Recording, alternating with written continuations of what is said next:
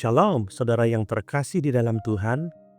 Hari ini kita akan merenungkan firman Tuhan dengan tema menolak orang munafik di akhir zaman. Mari kita membaca firman Tuhan dari 2 Timotius pasal 3 ayat 1-5.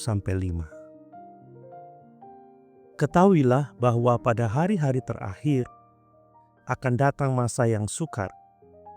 Manusia akan mencintai dirinya sendiri dan menjadi hamba uang. Mereka akan membual dan menyombongkan diri. Mereka akan menjadi pemfitnah.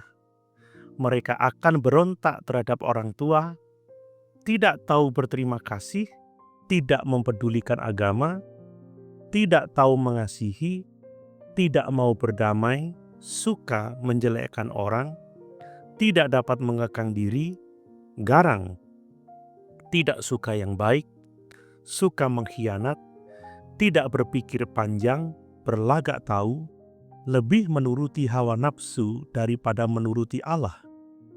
Secara lahiriah mereka menjalankan ibadah mereka, tetapi pada hakikatnya mereka memungkiri kekuatannya. Jauhilah mereka itu.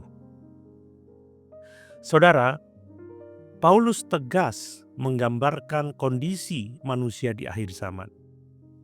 Kita hidup di masa yang sukar, ketika banyak orang lebih mencintai diri sendiri, uang, dan hawa nafsu daripada Allah.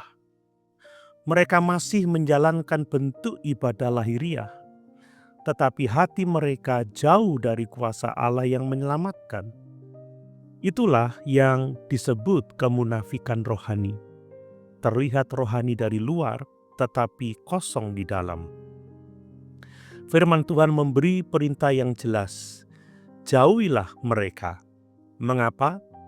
Karena jika kita bergaul erat dengan orang yang hidup seperti itu, kita bisa ikut terpengaruh.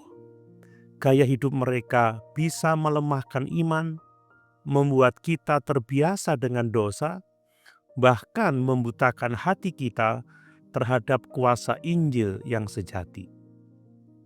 Sebagai orang percaya, kita dipanggil untuk tetap setia dan murni dalam kasih kepada Kristus.